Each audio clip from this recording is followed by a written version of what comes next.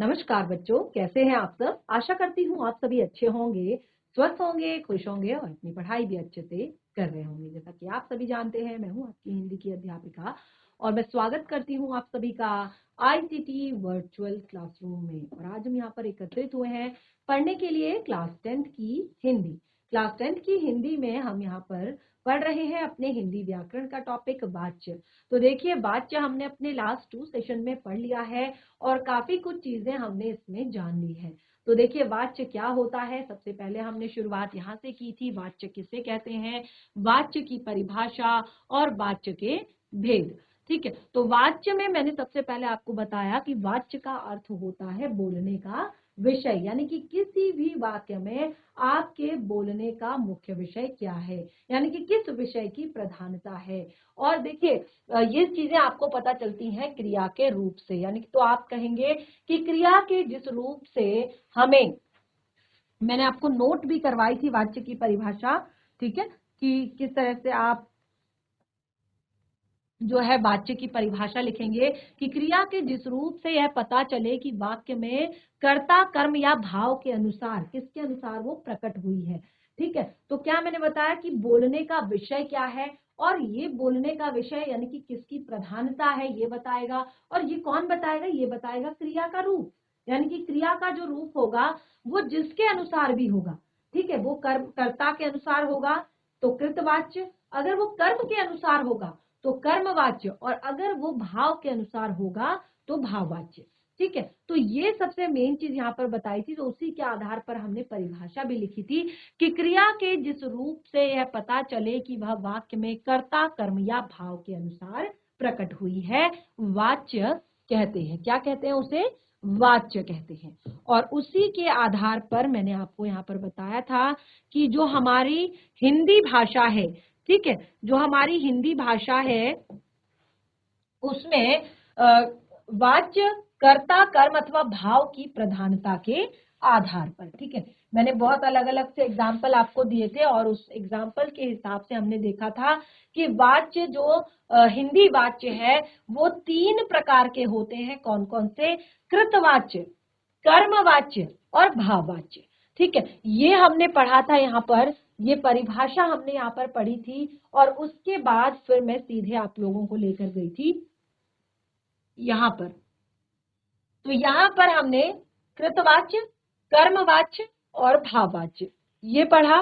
उसके बाद हमने शुरुआत की सबसे पहले भाव कृतवाच्य को समझने की, और कृतवाच्य में मैंने इस तरह से आपको पूरी डिटेल में इसको बताया कि कृतवाच्य आखिर होता क्या है।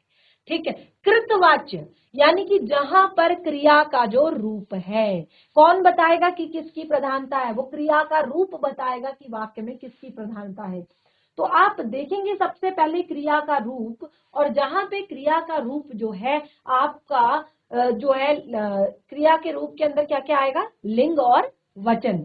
ठीक है, तो जहां पर क्रिया का रूप वाक्य में कर्ता के अनुसार होता है, कर्ता यानी कि काम करने वाले व्यक्ति के अनुसार होता है, उसे हम कृतवाच्य कहते हैं। ठीक है, तो यहाँ पे जैसे हमने बहुत सारे एग्जाम्पल लिखे, देखिए ये मैंने आपको इस तरह से दिखाया भी है हाईलाइट करके, ताकि आप सब अच्छे से देख सके।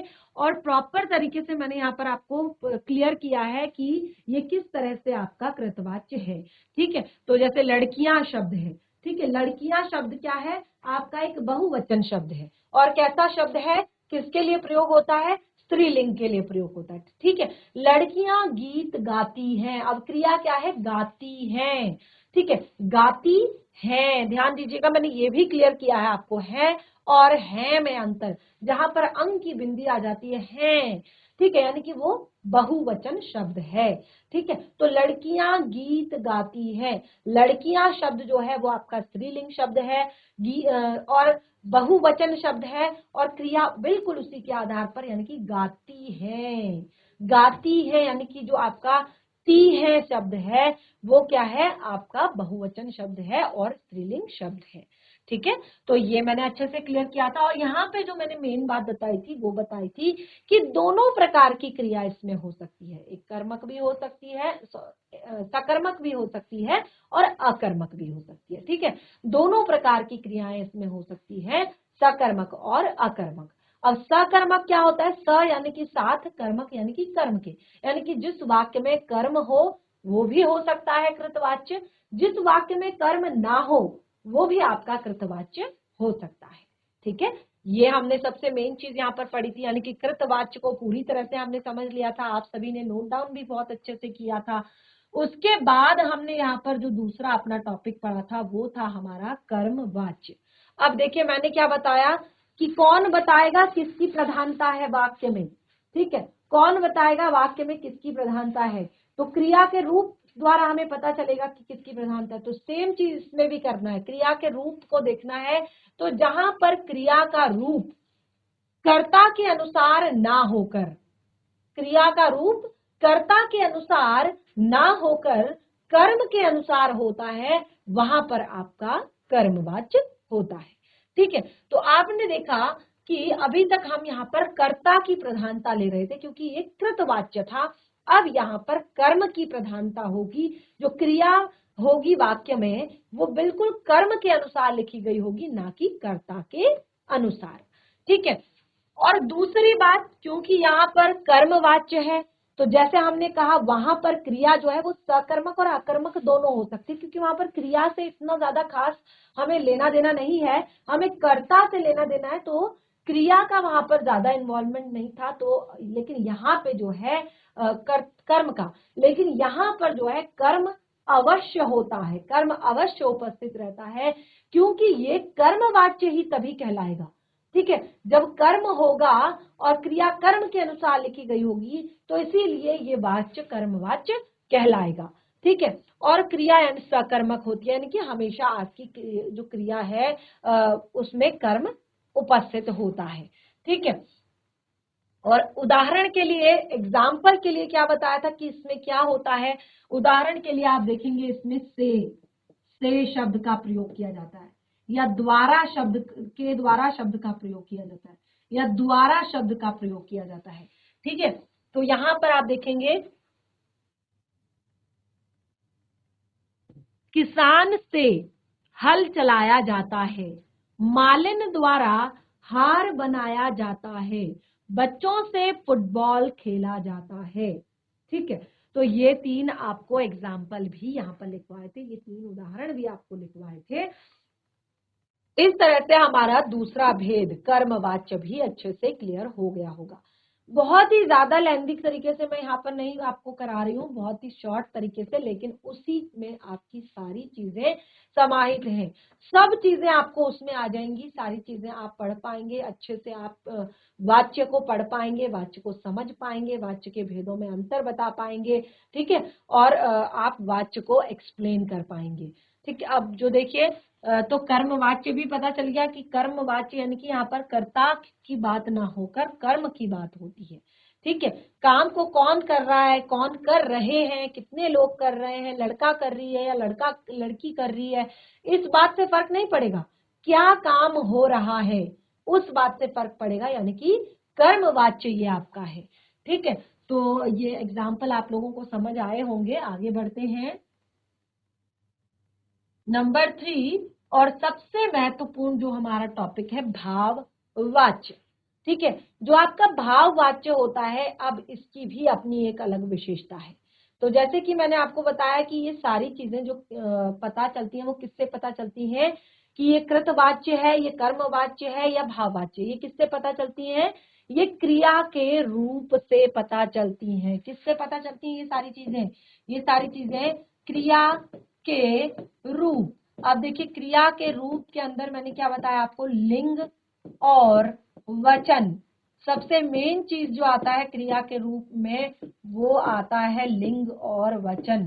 तो देखिए दो तो हमने यहाँ पर अच्छे से पढ़े, जिसमें हमने कहा कि क्रिया का जो रूप होता है वो कर्ता के अनुसार होता है तो वो कृतवाच्य, क्रिया का रूप कर्म के अनुसार होता है तो वो कर्मवाच्य। अब यहाँ पर ध्यान दीजिएगा कि क्रिया का रूप ना तो कर्ता और ना ही कर्म के अनुसार होता है, यानी कि क्रिया का रूप कर्ता और कर्म के अनुसार ना होकर, यानी कि क्रिया का रूप कर्ता और कर्म के अनुसार नहीं होता है, बल्कि वहां वो भाव के अनुसार हो जाता है। वो किसके अनुसार हो जाता है, भाव के अनुसार हो जाता है, तब वहां क्या होता है, भाववाच्य होता है। ठीक है, तो इस तरह के वाच्य जो है होते हैं वो प्रायः क्या होते हैं, नकारात्मक यानी कि निषेधार्थक होते हैं। इस तरह के वाच्य प्रायः निषेधार्थक होते हैं, निषेध प्रकट करने वाले होते हैं, नहीं का भाव प्रकट करने वाले होते हैं। ये चीज आप ध्यान रखिएगा। और कुछ और महत्वपूर्ण चीजें ये देखिए, इसके बारे में, भाववाच्य के बारे में कुछ और महत्वपूर्ण बातें यहाँ पर भी लिखी हुई हैं, इनको भी नोट करेंगे। देखिए ये दो तक, कृतवाच्य और कर्मवाच्य, ये हमने पढ़ लिया था, और जिन बच्चों ने पढ़ा था उन्होंने नोट डाउन भी किया होगा। ठीक है, आज जो हमारा टॉपिक था वो भाववाच्य ही था, यानी कि हमें भाववाच्य यहाँ पर पढ़ना था, थोड़ा सा पढ़ा था लास्ट सेशन में। तो देखिए इसमें आपको क्या चीजें याद रखनी है, क्या विशेषता है भाववाच्य की, वो आपने याद रखना है। तो जैसे सबसे पहले मैंने यहाँ पर क्या बताया कि इसमें जो आपकी क्रिया होगी वो ना तो कर्म के अनुसार होगी और ना ही कर्ता के अनुसार होगी। वो किसके अनुसार होगी, वाक्य में प्रेषित भाव के अनुसार। किसके अनुसार होगी, वाक्य में आए हुए भाव के अनुसार होगी। तो उसके हिसाब से वाक्य में क्या क्या चेंजेस आएंगे वो आप यहाँ पर देखिए। सबसे पहले क्रिया जो होगी वो हमेशा पुल्लिंग में रहेगी। ठीक है, यहाँ पर आपका एक मेन इसकी खासियत होगी कि क्रिया जो है वो हमेशा ही पुल्लिंग में होगी और हमेशा आकर्मक होगी। क्या होगी, हमेशा क्या होगी, पुल्लिंग होगी और आकर्मक होगी, और एक वचन में रहेगी हमेशा। यानी कि वहां पर बहुवचन वाला सीन नहीं होगा, वहां पर क्रिया हमेशा एक वचन में रहेगी, पुल्लिंग में रहेगी, और साथ ही अकर्मक क्रिया होगी, यानी कि कर्म उपस्थित नहीं होगा। जैसे क्या लिखा था हमने उदाहरण में। और एक चीज और यहाँ पर मैंने बताया कि इस तरह के वाक्य प्रायः निषेधार्थक होते हैं या नकारात्मक होते हैं, जहां पर नहीं का प्रयोग किया जाता है। ठीक है, जहां पर नहीं का प्रयोग किया जाता है, जैसे नानी से चला नहीं जाता, रागिनी के दादाजी से पढ़ा नहीं जाता। ठीक है, इसी तरह से इसके और भी एग्जाम्पल। ठीक है, उससे लिखा नहीं जाता,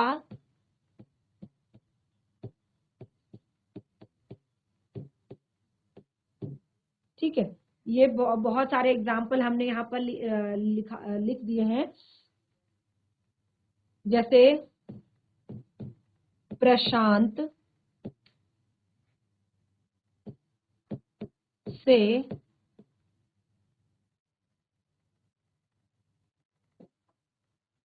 पढ़ा नहीं जाता।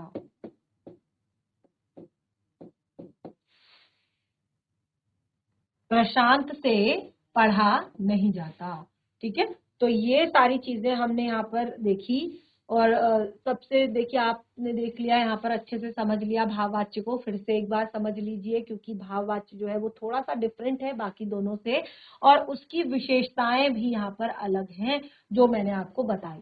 तो देखिए पढ़ लीजिए, क्रिया, जब क्रिया का रूप यानी कि क्रिया के लिंग और वचन, ठीक है, कर्ता और कर्म के अनुसार ना होकर, यहाँ पर क्या आया है, ना होकर, होकर भाव के अनुसार होता है, तब वहां भाववाच्य होता है।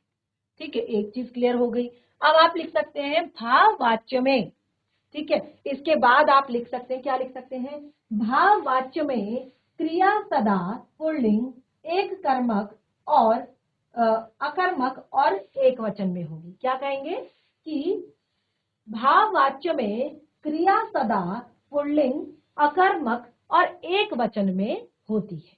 ठीक है, ये आप लिखेंगे। और लिखेंगे इस तरह के वाक्य प्रायः निषेधार्थक होते हैं। इस तरह के वाक्य प्रायः नकारात्मक होते हैं, नेगेटिव होते हैं, नहीं वाले होते हैं। जैसे हमने कहा, नानी से चला नहीं जाता, उससे लिखा नहीं जाता, प्रशांत से पढ़ा नहीं जाता। ठीक है, तो ये चीजें हमने यहाँ पर बताई। ठीक है, तो ये तीनों अब आपको टॉपिक यहाँ पर बहुत अच्छे से क्लियर हो गए हैं। कृतवाच्य, कर्मवाच्य और भाववाच्य। कृतवाच्य वो जहां पर कर्ता की प्रधानता होती है, कर्मवाच्य वो जहां पर कर्म की प्रधानता होती है, भाववाच्य यानी कि जहां पर ना तो कर्ता की प्रधानता होती है ना ही भाव की प्रधानता होती है, वो है आपका भाववाच्य। ठीक है, तो इस तरह से हमने यहाँ पर इनको पढ़ा। अब देखिए जो हमारा आगे का टॉपिक है वो है हमारा वाच्य परिवर्तन।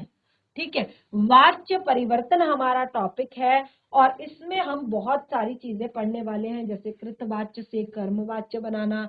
ठीक है, फिर उसके बाद से हम यहाँ पर कृतवाच्य से भाववाच्य बनाना, ये सारी चीजें हम यहाँ पर सीखने वाले हैं, कैसे वाच्यों को परिवर्तित करेंगे। और यही आपका जो बोर्ड एग्जाम का टॉपिक है कि दिए गए वाच्य का नाम लिखकर उसे परिवर्तित कीजिए, और ब्रैकेट में आपको दिया होगा कि आपको किस तरह से किस में परिवर्तित करना है। ठीक है, तो ये चीजें आपने बहुत अच्छे से समझनी है, बहुत ही अच्छे से आपने इसका ध्यान रखना है। आगे अभी परीक्षाएं जब आपकी आएंगी तो देखिए लास्ट सेशन में मैंने आपको बताया था कि कृतवाच्य से कर्मवाच्य कैसे बनाया जाता है। ठीक है, कृतवाच्य से कर्मवाच्य कैसे बनाया जाता है, तो इसमें मैंने कहा कि क्रिया को कर्म के लिंग और वचन के अनुसार बदला जाएगा। तो अगर जाहिर सी बात है कि अब यहाँ पर जो कृतवाच्य होगा उसको कर्मवाच्य बनाना है। ठीक है, कृतवाच्य को कर्मवाच्य बनाना है तो सबसे पहला क्या करना होगा, क्रिया के लिंग आपको बदलने होंगे, लिंग और वचन आपको बदलने होंगे। यदि क्रिया आपका स्त्रीलिंग है तो आपकी जो नई जो एक तरह से वाच्य जो आप बनेगा उसमें भी क्रिया आपकी स्त्रीलिंग होगी। अगर पुल्लिंग है तो उसमें भी क्रिया आपकी पुल्लिंग होगी। ठीक है, क्रिया को कर्म के लिंग वचन के अनुसार बदला जाता है। ठीक है, और बाद में क्या कर दिया जाता है, क्या विशेषता होती है आपके कर्मवाच्य की, बाद में क्या किया जाता है, कर्मवाच्य की विशेषताएं बताइए। कर्मवाच्य की जो विशेषताएं हैं उसमें मैंने क्या बताया था कि कर्ता के बाद से के द्वारा या द्वारा शब्द का प्रयोग किया जाएगा। क्या बताया था, से के द्वारा या द्वारा शब्द का प्रयोग किया जाएगा। जैसे उदाहरण भी लिखवाए थे मैंने आपको, तो उदाहरण इस तरह से थे कुछ, मैंने पत्र लिखा। ठीक है, मैंने पत्र लिखा, मुझसे पत्र लिखा गया। ठीक है, अब इसको आप अलग से देख सकते हैं टॉपिक को,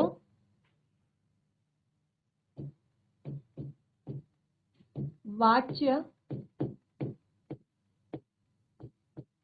परिवर्तन।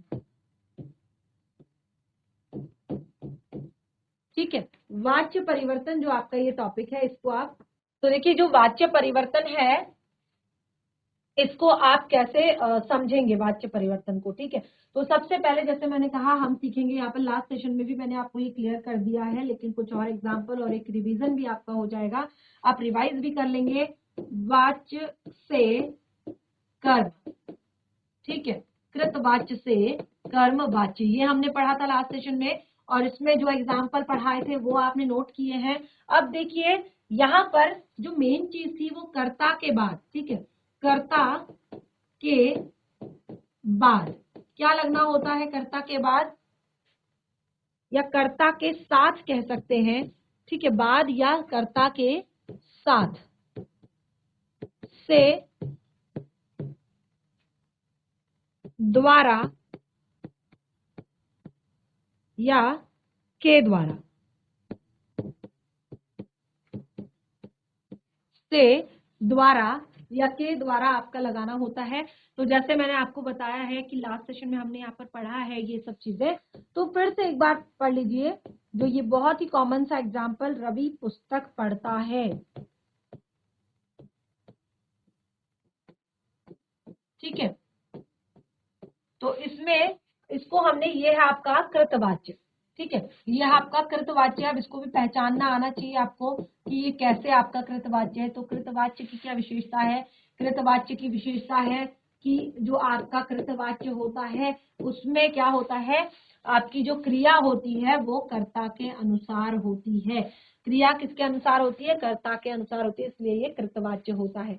लेकिन अब आपको इसको बदलना है किसमें, कर्मवाच्य में।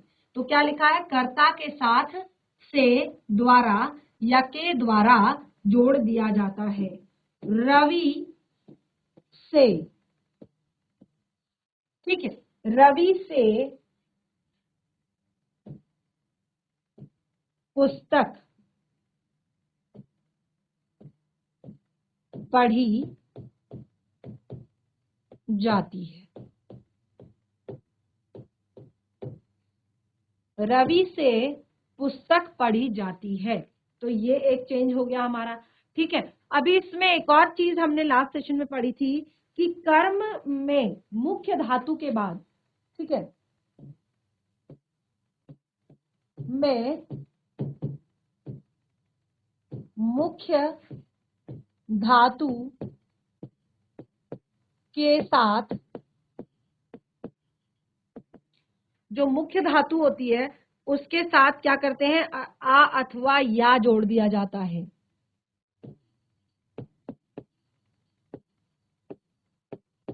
या जोड़ दिया जाता है। ये नेक्स्ट पॉइंट है कि कर्म में जो आपका कर्म है उसमें आपको आ अथवा या जोड़ दिया जाता है कर्म के साथ, ठीक है।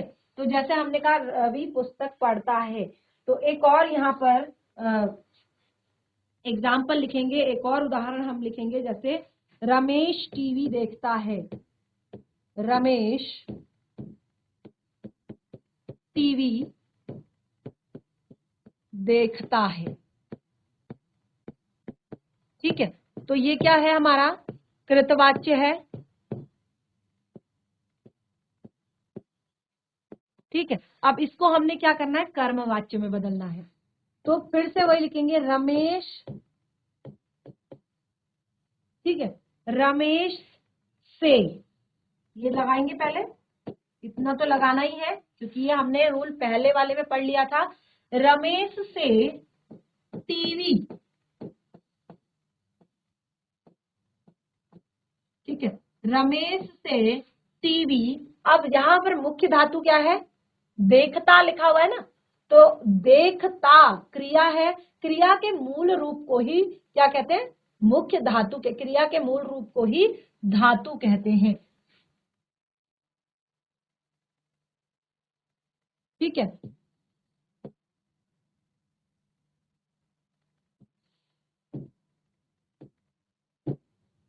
तो क्रिया के मूल रूप को ही क्या कहते हैं, धातु कहते हैं। तो देखता लिखा हुआ है तो मूल रूप क्या है, देख, तो क्या देख तो हमने लिख लिया। तो अब हमने क्या कहा, आ अथवा या जोड़ दिया जाता है, तो क्या लिखेंगे, देखा जाता है। रमेश से टीवी देखा जाता है, तो ये क्या बन गया आपका, कर्म वाच्य। आई समझ में विशेषताएं, आई समझ में। रमेश टीवी देखता है, कृतवाच्य है, कृतवाच्य इसलिए है क्योंकि रमेश पुल्लिंग है, क्रिया भी पुल्लिंग है। रमेश आपका एक वचन है, क्रिया भी आपकी एक वचन है, लेकिन यहां पर हमें रमेश से लेना देना नहीं, हमें टीवी देखा जाता है, देखा जाता है, देखना क्रिया है, ठीक है। अब टीवी क्या है, पुल्लिंग है, एक वचन है, इसलिए टीवी देखा जाता है, देखा जाता है, खा यानी कि आपका एक वचन, ठीक है। तो ये आपका कर्मवाच्य है। इस तरह से हमने यहाँ पर कर्मवाच्य के बारे में और कृतवाच्य के बारे में 2 पॉइंट पढ़े, और इसमें हमने बहुत अच्छे से समझ लिया कि किस तरह से कृतवाच्य से कर्मवाच्य बनाया जाता है, ठीक है। उसके बाद का जो हमारा दूसरा टॉपिक है वो है आपका कृतवाच्य से भाववाच्य, ठीक है। ये क्लियर हो गया सभी को। नेक्स्ट है हमारा कृतवाच्य से भाववाच्य। अब कृतवाच्य से भाववाच्य कैसे बनाएंगे, ठीक है। कृतवाच्य से भाववाच्य। फिर से समझ लीजिए, कृतवाच्य क्या है? जिसमें कर्ता की प्रधानता होती है, जिसमें क्रिया के रूप और वचन, क्रिया के रूप यानी कि लिंग और वचन जो है वो कर्ता के अनुसार होते हैं, वो कृतवाच्य है। और कृतवाच्य से हमें भाववाच्य में बदलना है। तो भाववाच्य में क्रिया ना तो कर्ता के अनुसार होती है, ना ही कर्म के अनुसार होती है, बल्कि वाक्य में प्रेषित भाव के अनुसार होती है। ठीक है। और साथ ही क्रिया हमेशा पुल्लिंग होती है, एक वचन होती है, और वाक्य हमेशा अकर्मक होता है। समझ लिया? क्रिया क्या होती है? हमेशा पुल्लिंग होती है, एक वचन होती है, और वाक्य हमेशा अकर्मक होता है। ये हमने भाववाच्य के जो एक तरह से विशेष चीजें थी, बातें थी भाववाच्य के विषय में, वो जानी थी। तो उसी के आधार पे हमें चेंज करना है कर्तवाच्य से भाववाच्य। जब इसकी विशेषताएं पता होंगी तभी तो चेंज कर पाएंगे। ठीक है ना? तो देखिए 3 पॉइंट यहाँ पर भी दिए हैं, ध्यान दीजिएगा। इन 3 पॉइंटों से ही समझना है। पहला बताया है कर्ता के साथ से जोड़ दिया जाता है। ठीक है, जिस तरह से हम आपके कर्म वाच्य में जोड़ते हैं कर्ता के साथ से, बिल्कुल उसी तरह से यहाँ पर भी कर्ता के साथ से जोड़ दिया जाता है। ठीक है। उसके बाद जो मैंने यहाँ पर अगला पॉइंट आपको बताया था, क्रिया का प्रयोग हमेशा एक वचन और अन्य पुरुष में किया जाता है। ठीक है, एक वचन और अन्य पुरुष में किया जाता है। और तीसरा जो है, अधिकतर वाक्य नकारात्मक रूप में होते हैं, ये भी आपको मैंने बताया था। ठीक है, तो इसमें देखिए आप यहाँ पर उदाहरण कृतवाच्य के, हिरन दौड़ता है, हिरन दौड़ता है। तो इसको देखिए हमने भाववाच्य करने के लिए क्या किया? सबसे पहले हमने लिखा, हमने कहा कि कर्ता के साथ से जोड़ दिया जाता है। क्या लिख दिया? हिरन से। ठीक है। और मुख्य धातु जो है, इसमें भी आपका सेम चीज है। मुख्य धातु के साथ जो है आपका आ, ठीक है, आ अथवा या जोड़ दिया जाता है। फिर से देखिए, आ अथवा या जोड़ दिया जाता है। तो दौड़, जो मूल धातु है वो क्या है? दौड़। दौड़ में आ जोड़ेंगे, आ अगर जोड़ देंगे तो क्या हो जाएगा? दौड़ा। क्या हो जाएगा? दौड़ा। ठीक है, तो ये चीजें हमने यहां पर पढ़ी। 2 चीजें क्लियर हुई। उसके बाद तीसरा हमने पढ़ा कि जो आपकी क्रिया होती है लास्ट में, ठीक है, जो आपकी क्रिया होती है लास्ट में, वो एक वचन होती है, पुल्लिंग होती है, और क्या होती है? अकर्मक होती है। दौड़ा जाता है। ठीक है, दौड़ा जाता है, एक कर्मक, और आपका जो मैंने आपको बताया कि पुल्लिंग में। ठीक है। इसी तरह से पक्षी रात को सोते हैं। अब देखिए यहाँ पर सोते हैं, सोते हैं क्या है? बहुवचन। लेकिन इसको कैसे बदलना है हमने? एक वचन। क्योंकि आपका जो भाववाच्य होता है उसमें क्या होता है? हमेशा भाववाच्य में हमेशा क्या होता है? भाववाच्य में क्रिया हमेशा एक वचन में रहती है। ठीक है, तो आपने क्या करना है, कैसे आप इसको चेंज करेंगे? आप यह फिर से देखिए, पक्षी रात को सोते हैं, तो फिर से हम यहां लिखेंगे पक्षियों से। एक चीज जोड़ दिया हमने, पक्षियों से, यानी कि इसके बाद जो से जुड़ता है वो यहां पर जोड़ दिया। रात को सोना, ठीक है, या सो, ये क्या है? आपका धातु है। क्या है? क्रिया का मूल रूप है, और क्रिया के मूल रूप को क्या कहते हैं? धातु कहते हैं। क्रिया के मूल रूप को क्या कहते हैं? धातु कहते हैं। तो ये क्या है? धातु है। ठीक है, तो इसमें हम आ अथवा या जोड़ेंगे, तो हमने या जोड़ा, हमने लिखा सोया। 2 चीजें कंप्लीट कर ली। पक्षियों से रात को सोया जाता है। ठीक है, देखिए इस तरह से हमने यहाँ पर अपनी क्रिया चेंज कर दी, और ये हमारा वाक्य भाववाच्य में परिवर्तित हो गया। ठीक है, अब इसके लिए देखिए एक बार और कुछ एग्जाम्पल देख लीजिए यहाँ पर। जैसे रवि हंसता है, ये देखिए मैंने आपको यहाँ पर एक एग्जाम्पल लिखा हुआ है, यहाँ पर रवि हंसता है, इसको आपने भाववाच्य में चेंज करना है। ठीक है, कैसे करेंगे इसको आप भाववाच्य में चेंज? बिल्कुल वही चीजें, रवि, रवि क्या है, करता है, और उसके बाद आपने क्या लगाना है उसमें, से। ठीक है, अब देखिए रवि से एक चीज कंप्लीट कर ली हमने। अब हमने कहा जो मूल धातु है उसमें उसमें आ अथवा या जोड़ देंगे। ठीक है, तो हंसता, ठीक है, हंसता, तो अगर हम केवल इसका धातु का मूल रूप देखें तो मूल रूप होगा हंस। ठीक है, अगर हम धातु का मूल रूप अगर देखें तो वो क्या होगा, हंस। ठीक है, रवि से हंस, तो इसमें हमने आ अथवा या जोड़ना है, तो क्या आ जाएगा, हंसा।